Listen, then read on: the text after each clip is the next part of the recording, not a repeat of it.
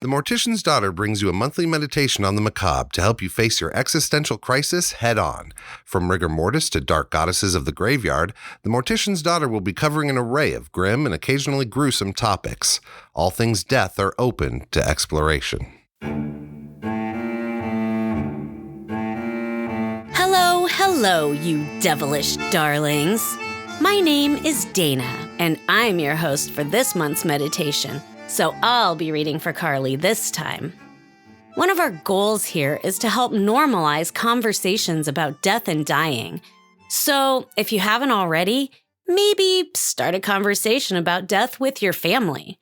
I can honestly say the answers might surprise you when you start asking the questions. And it's easier to talk about these things before you're faced with loss.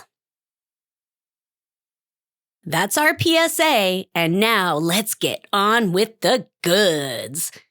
This month, we're going to talk about Bloody Marys. No, not the brunch booze. Rather, some very violent women of yesteryear. Now, the women we're going to talk about have a unifying thread in that they are all purported to be the origin of everyone's favorite slumber party game, Bloody Mary.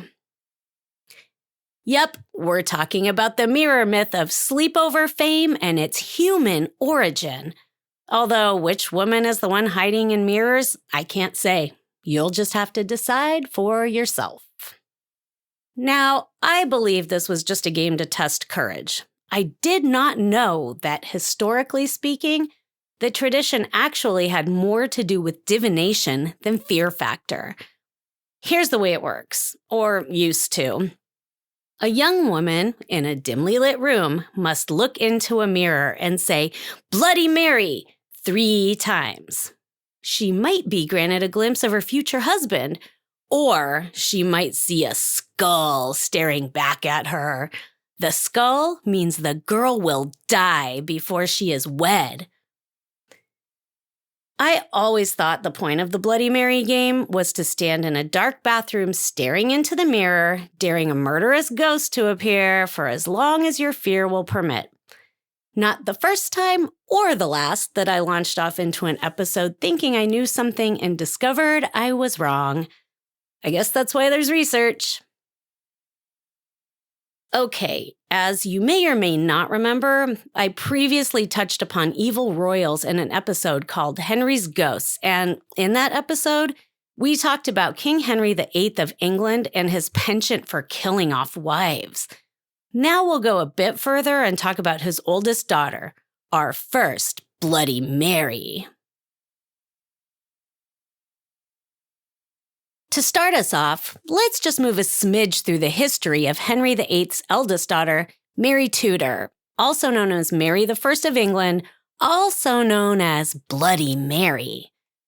Mary was the daughter of King Henry and his first wife, Catherine of Aragon. So England was a Catholic nation when Henry took power. However, after years of marriage without a male heir, Henry started to reconsider that marriage. Eventually, the union between Henry and Catherine was annulled, and the king was free to marry again, and again, and again, and again. By the time Henry relinquished his crown upon his death, his son, by Jane Seymour, Henry's third wife, was crowned. Sure, it was normal to pass over daughters in favor of a male heir, which is what happened with Edward. He skipped right on by his older sisters, Mary and Elizabeth.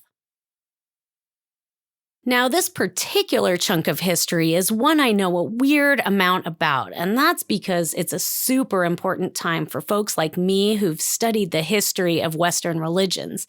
See, thing is, Protestantism was gaining steam, and Henry, King of Catholic England, burned through wives too quickly to keep up with their rules about divorce.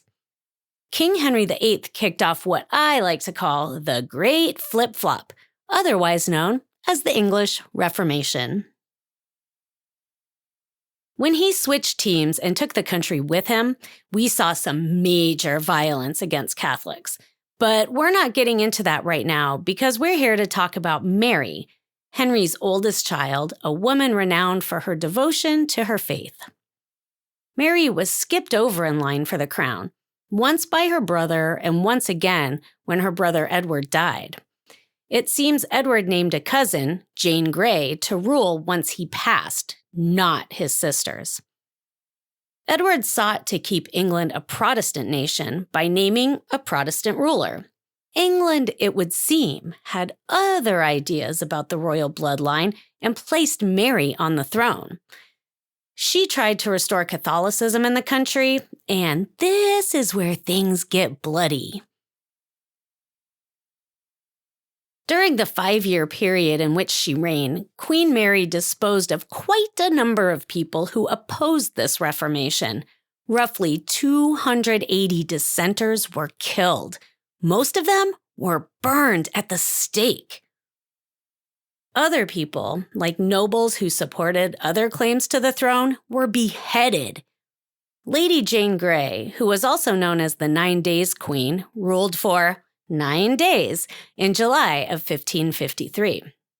She was beheaded by Mary, as was her husband and her father-in-law. I should actually do a whole story on the Dudleys, a family Lady Jane Grey joined through marriage. Their cursed line carries all the way from jolly old England through the colonies to a creepy small town in the U.S. today. So, Queen Mary's short reign was full of murderous danger. From her. She was the danger. I do want to say that she did occupy a throne during one of the most tumultuous times in England's tumultuous history. So, I don't know.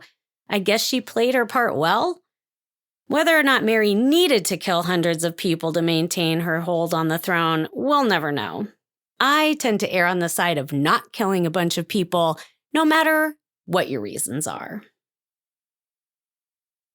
Queen Mary of England is just one of 3 women who are often looked to as the potential origin of the Bloody Mary mirror ritual.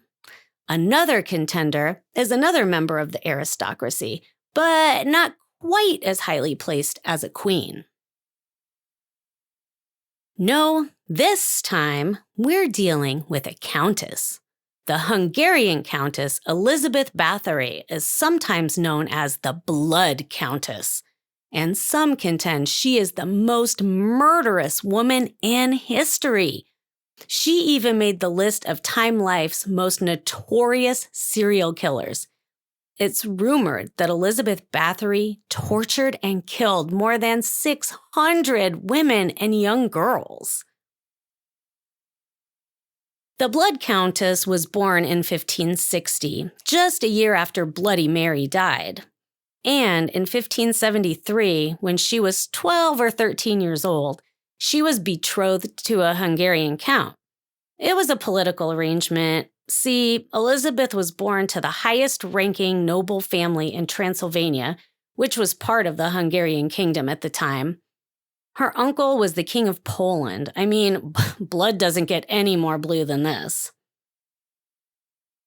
Elizabeth was married off to this count when she was 14, but if stories are to be believed, she had already secretly borne a child by a young peasant boy who was later castrated and torn apart by dogs by Elizabeth's husband, according to Richard Cavendish, who wrote about the Countess for History Today.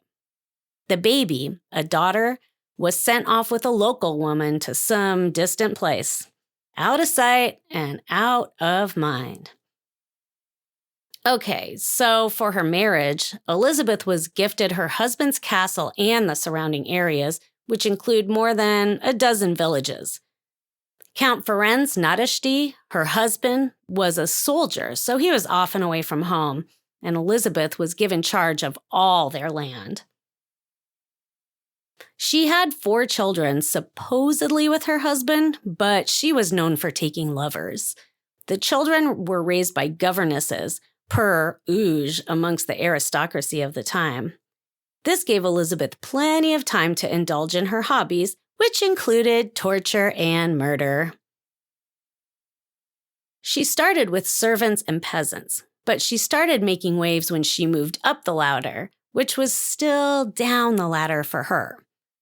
The daughters of lesser nobles would be sent to the care of the countess so they might receive proper courtly training.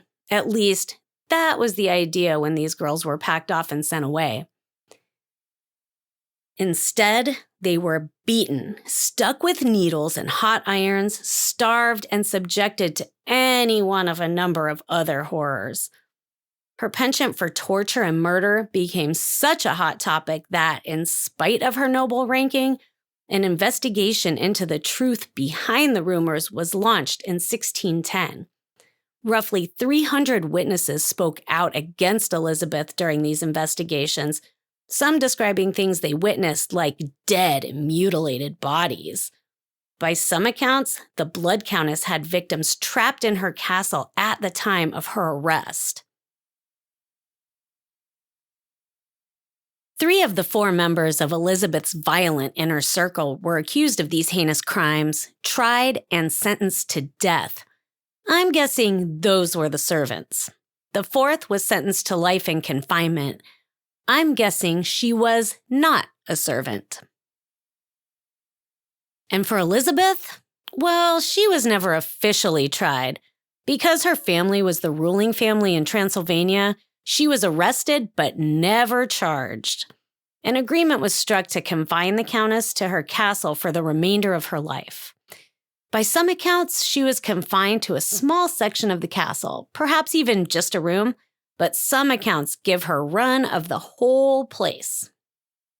She remained in confinement at her castle until 1614, when she died in her sleep. I suspect she was not given carte blanche with regard to the killing of peasants once again, but if the rumors are true, I would assume her family wasn't so swell. They might have offered her a virgin once a year as a birthday present. Some people claim the Blood Countess drank or bathed in the blood of virgins to maintain her youth. Cutting off her supply might have been her doom. There's a lot about the story we won't be able to verify. There's contention about whether or not the Countess was an actual monster or just a wealthy and powerful woman up against some dude who owed her family money. Yes, one of the investigators did owe her family money, and yes, the debt was canceled in exchange for leniency with Elizabeth. But there were a lot of stories about this woman bathing in blood. Some of her victims had bite marks, and once again, there were a lot of stories. So many that it seems unwise to dismiss the accusations totally. I wonder if there isn't some gray space where the real truth lies. Maybe Elizabeth Bathory murdered young women and drank their blood to maintain her health or youth. According to Wikipedia, the Countess had several seizures when she was a child that might have been related to epilepsy.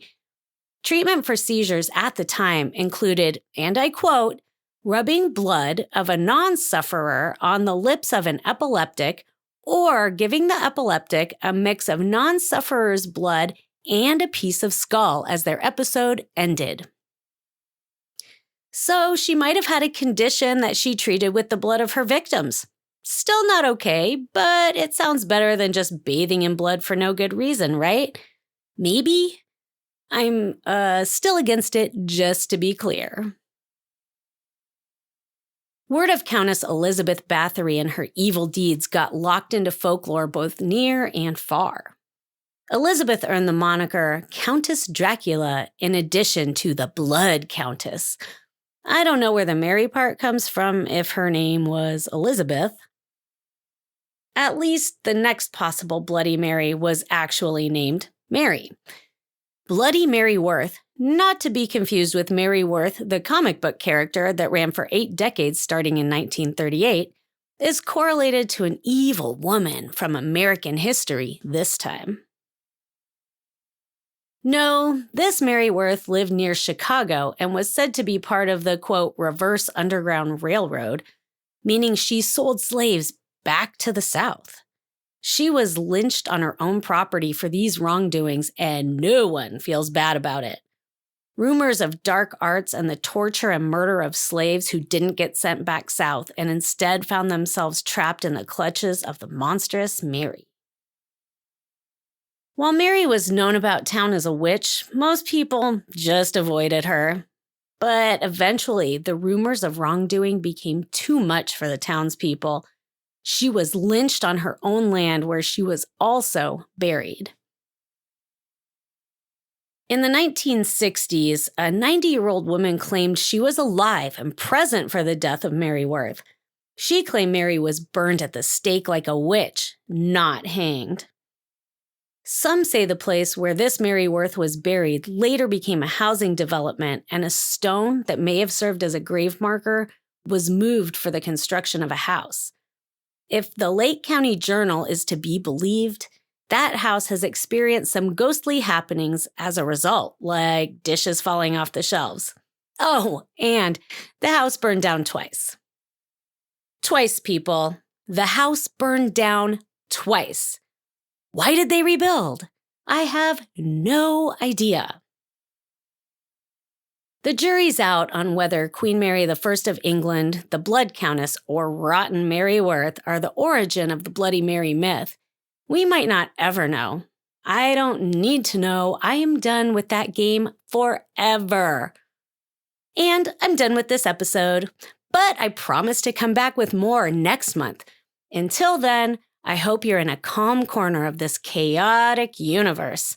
I look forward to our next dance.